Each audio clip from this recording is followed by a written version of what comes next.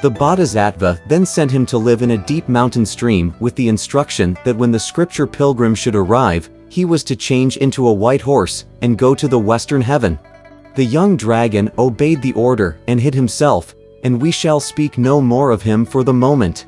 The Bodhisattva then led Maka past the mountain, and they headed again toward the land of the east. They had not traveled long before they suddenly came upon 10,000 shafts of golden light and 1,000 layers of radiant vapor.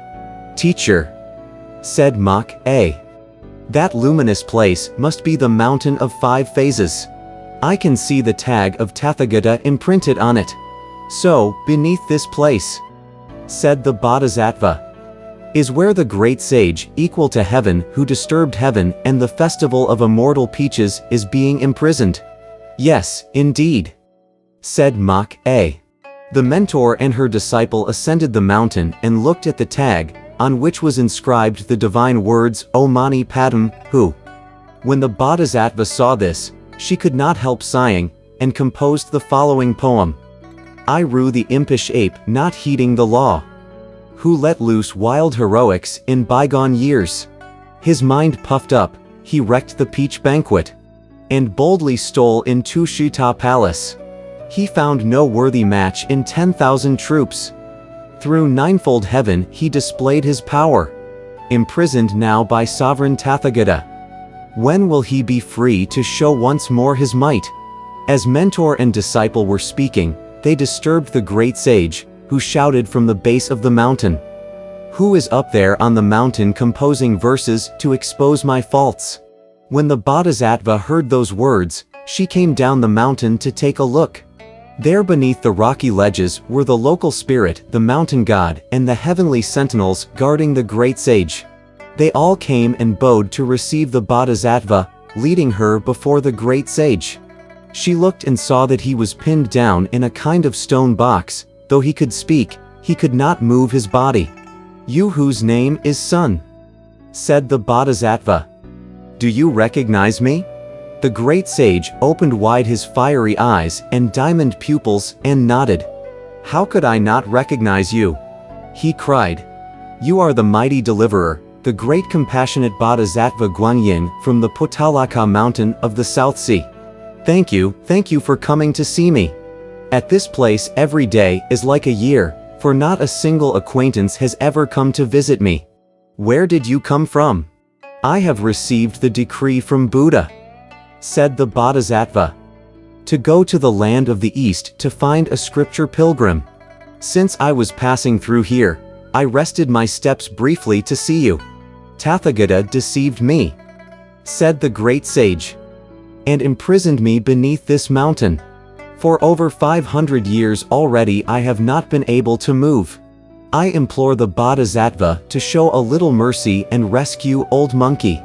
Your sinful karma is very deep," said the Bodhisattva. "If I rescue you, I fear that you will again perpetrate violence, and that will be bad indeed. Now I know the meaning of penitence," said the great sage. "So I entreat the great compassion to show me the proper path, for I am willing to practice cultivation. Truly it is that one wish born in the heart of man is known throughout heaven and earth. If vice or virtue lacks reward, unjust must be the universe." When the Bodhisattva heard those words from the prisoner, she was filled with pleasure and said to the great sage, "The scripture says, when a good word is spoken, an answer will come from beyond 1,000 miles. When an evil word is spoken, opposition will hail from beyond 1,000 miles. If you have such a purpose, wait until I reach the great Tang nation in the land of the east and find the scripture pilgrim.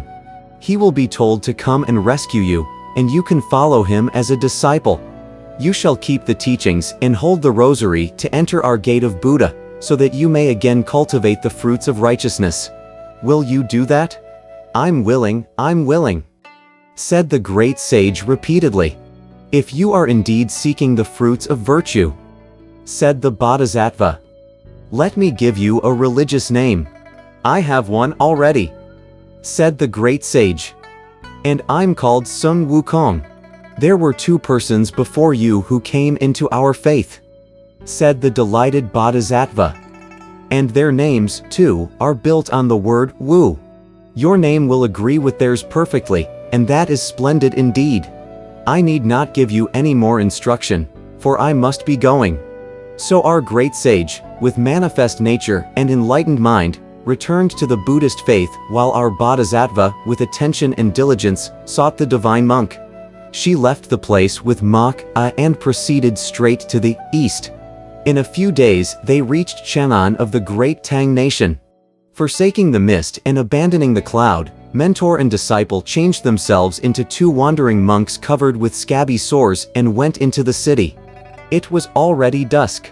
As they walked through one of the main streets, they saw a temple of the local spirit. They both went straight in, alarming the spirit and the demon guards, who recognized the Bodhisattva. They kowtowed to receive her, and the local spirit then ran quickly to report to the city's guardian deity, the god of the soil, and the spirits of various temples of Chang'an. When they learned that it was the Bodhisattva, they all came to pay homage, saying, "Bodhisattva, please pardon us for being tardy in our reception. None of you," said the Bodhisattva, "should let a word of this leak out. I came here by the special decree of Buddha to look for a scripture pilgrim. I would like to stay just for a few days in one of your temples, and I shall depart when the true monk is found." The various deities went back to their own places, but they sent the local spirit off to the residence of the city's guardian deity, so that the teacher and the disciple could remain incognito in the spirit's temple. We do not know what sort of scripture pilgrim was found. Let's listen to the explanation in the next chapter.